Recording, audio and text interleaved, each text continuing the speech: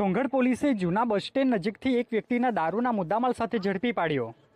Songadh police ટીમના માણસોને મળેલી બાતમીના આધારે જૂના બસ સ્ટેન્ડ નજીકથી એક વ્યક્તિ રમેશભાઈ વસાવાની બેગમાં તપાસ હાથ ધરી હતી, જેમાંથી પોલીસે 5000થી વધુનો વિદેશી દારૂની બોટલો મળી આવતા પોલીસે આરોપીની અટક કરી તેની સામે ગુનો દાખલ કરી કાર્યવાહી હાથ ધરી હતી, જે બાબતની વિગત 5:30 કલાકે પ્રાપ્ત થઈ હતી। વ્યારા શહેરના અલગ અલગ વિસ્તારોમાં મુસ્લિમ બિરાદરોએ ઈદે મિલાદની ઉજવણી કરી। સમગ્ર રાજ્ય સહિત તાપી જિલ્લાના વ્યારા તાલુકા અને શહેરના અલગ અલગ વિસ્તારોમાં વસવાટ કરતા મુસ્લિમ બિરાદરોએ આજે ઈદે મિલાદની ઉજવણી ઉત્સાહપૂર્વક કરી હતી, જેમાં લાઇનહાર્ટ ગ્રુપના અધ્યક્ષ રાજુભાઈ જાધવ, જિલ્લા મહામંત્રી સહિતના નગરના કારોબારી અધ્યક્ષ દિલીપભાઈ સહિતના આગેવાનો જોડાયા હતા, જે બાબતે સમાજના અગ્રણી વસીમભાઈએ માહિતી આપી હતી, જે અંગેની માહિતી 5 કલાકે પ્રાપ્ત થઈ હતી। વ્યારા શહેરના કાનપુરા ગામના 44 વર્ષીય પુરુષે દવા પી લેતા સારવાર અર્થે ખસેડાયો। વ્યારા શહેરના કાનપુરા ગામે રહેતા 44 વર્ષીય આશીષભાઈ પંચોલીએ પોતાના ઘરમાં કોઈક ઝેરી દવા ગટગટાવી લીધી હતી, જેની જાણ પરિવારના સભ્યોને થતાં તાત્કાલિક સારવાર અર્થે હોસ્પિટલમાં ખસેડવામાં આવ્યા હતા, જે બાબતની માહિતી 4 કલાકે પ્રાપ્ત થઈ હતી।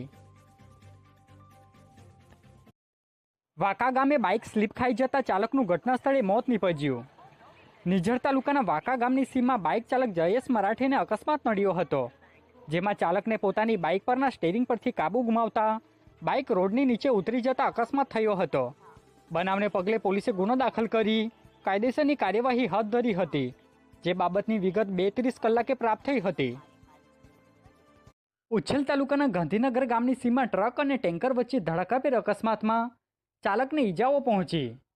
ઉચ્છલ તાલુકામાંથી પસાર થતા રસ્તા પર ગાંધીનગર ગામની સીમમાં એક ટેન્કર અને ટ્રક વચ્ચે અકસ્માત સર્જાયો હતો, જેમાં ટ્રકના ચાલકને સામાન્ય ઈજાઓ પહોંચી હતી, જ્યારે ટ્રકનો આગળનો ભાગ ખુરદો વળી જતા જેમાં 20,000થી વધુનું નુકસાન થતાં પોલીસે ટ્રકના ચાલક કરશનભાઈની ફરિયાદ લઈ કાર્યવાહી હાથ ધરી છે, જે બાબતની વિગત માહિતી 2 કલાકે પ્રાપ્ત થઈ હતી।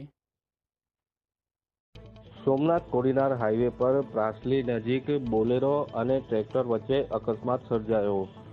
બોલેરોમાં સવાર 4 લોકોને ઈજાઓ થતાં હોસ્પિટલે ખસેડવામાં આવ્યા। આજે સોમવારે સાંજે 5 વાગ્યાના અરસામાં સોમનાથ કોડીનાર હાઈવે પર પ્રાસલી નજીક બોલેરો પિકઅપ વાહન અને ટ્રેક્ટર વચ્ચે ભયંકર અકસ્માત સર્જાયો હતો। આ અકસ્માતને પગલે બોલેરોમાં સવાર 4 લોકોને ઈજાઓ થતાં નજીકની હોસ્પિટલે સારવાર અર્થે ખસેડવામાં આવ્યા હતા। ચલાલા શહેરની અંદર આજ રોજ મોહમ્મદ પૈગંબર સાહેબના જન્મદિવસ નિમિત્તે ઈદે મિલાદ કાર્યક્રમનું આયોજન કરવામાં આવ્યું। સમગ્ર વિગતની વાત કરીએ તો ધારી તાલુકાના ચલાલા દાના ભગત ગામે આજ રોજ 4 વાગ્યે ઈદે મિલાદનું કાર્યક્રમનું આયોજન કરવામાં આવ્યું હતું, જેમાં ચલાલાના વિવિધ માર્ગો પર આ જલુસ ફર્યું હતું, જ્યારે ચલાલા પોલીસ સ્ટાફ મોટી સંખ્યામાં ઉપસ્થિત રહ્યા હતા અને પોલીસ સ્ટાફ દ્વારા સુસ્તપણે બંદોબસ્ત જોવા મળ્યો હતો। આગેવાન સાથે વાતચીત કરવામાં આવી ત્યારે શું જણાવી જોઈએ આ ખાસ અમારો વિડીયો। મારું નામ સમીર ગગનિયા। આજે ચલાલા દાના ભગત ગામે મુસ્લિમ બિરાદરોથી અમારા નબી સલ્લલ્લાહુ અલૈહિ વસલ્લમનો જન્મદિવસ નિમિત્તે અલગ અલગ વિસ્તારોમાં જુલુસ નીકાળવામાં આવ્યું છે। આખા ગામમાં હિન્દુ મુસ્લિમ ભાઈઓને એકતાના પ્રતીક તરીકે જાણવામાં આવે છે, બધાને ન્યાજ ખવડાવવામાં આવે છે અને ચલાલા ગામના પીઆઈ સાહેબ પૂરેપૂરા સપોર્ટમાં સ્ટાફનો પૂરેપૂરો સહકાર મળે છે, હિન્દુ ભાઈઓનો સહકાર મળે છે અને ચલાલા ગામમાં બધા જ તહેવાર હિન્દુ મુસ્લિમ ભાઈઓના બધા તહેવાર સાથે હળી મળીને થાય છે અને એકતાનું પ્રતીક જોવા। પંચોલ આશ્રમ શાળા ખાતેથી રેસ્ક્યુ કરાયેલ 200 જેટલા બાળકોને ગળદ ખાતે સલામત સ્થળે ખસેડાયા।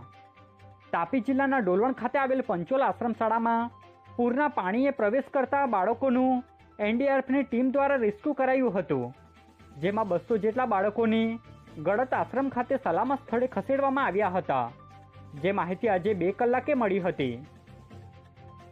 મારું નામ રાકેશ ભારતી, આશ્રમ શાળા પંચોળમાં આચાર્ય તરીકે ત્યાં ફરજ બજાવું છું અને કાલે લગભગ 8:30-9 વાગે અચાનક આશ્રમ શાળામાં પાણી ભરાવાથી બાળકોને તાત્કાલિક જમાડીને જો કોઈ હાનિ ન થાય એ માટે અમે તાત્કાલિક કમ્પાઉન્ડની બહાર એક મકાનમાં શિફ્ટ કરવામાં આવ્યા અને અમારે ત્યાં 1 થી 8 અને 9 થી 12 એમ 2 વિભાગો ચાલે.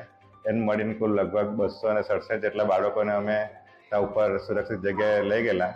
અને પછી પાણી વધારે ભરાવાથી પછી એનડીઆરએફની ટીમ લગભગ આવતા એમને સમય લાગતા લગભગ 3 વાગ્યાની આસપાસ રેસ્ક્યુ કરવાની કામગીરી ચાલુ કરી. અને ભારે જહેમત બાદ આખરે સાંજે 5 વાગ્યા સુધીમાં બધા બાળકોને સહી સલામત ત્યાંથી બહાર કાઢી બોટ દ્વારા અને આશ્રમ શાળા ગળતમાં અહીંયા બધાને શિફ્ટ કરવામાં આવ્યા.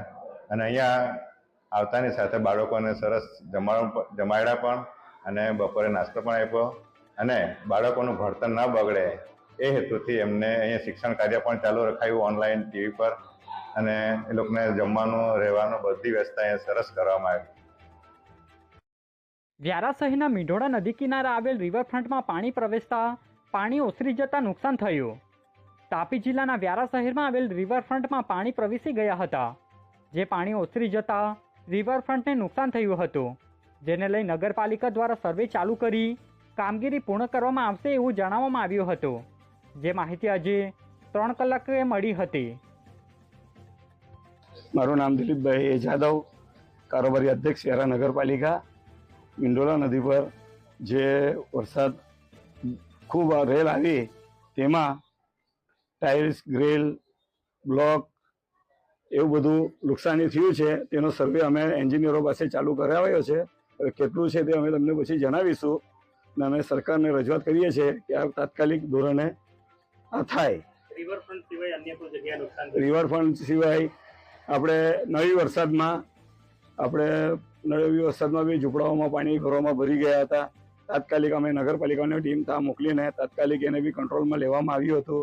વ્યારા વોર્ડ નંબર 5માં દાદરી ફળી, વેગી ફળીઓ સમસ્ત અમારી ફાયરની ટીમ, પ્રમુખશ્રી, પછી અમારા શાસક પક્ષના નેતા, પછી બાંધકામના અધ્યક્ષ બધા સાથે મળીને ગામને આખું અમે સર્વે કરીને તાત્કાલિક ધોરણે ત્યાં માણસો પહોંચાડીને સારવાર આપી છે. હાલ રિવરફ્રન્ટ માટે શું કાર્યવાહી છે? રિવરફ્રન્ટ માટે અમે સર્વે કરવા મૂક્યો છે. તાત્કાલિક એન્જિનિયરોની ટીમ તાત્કાલિક જોઈ છે તે પછી તમને જણાવીશ.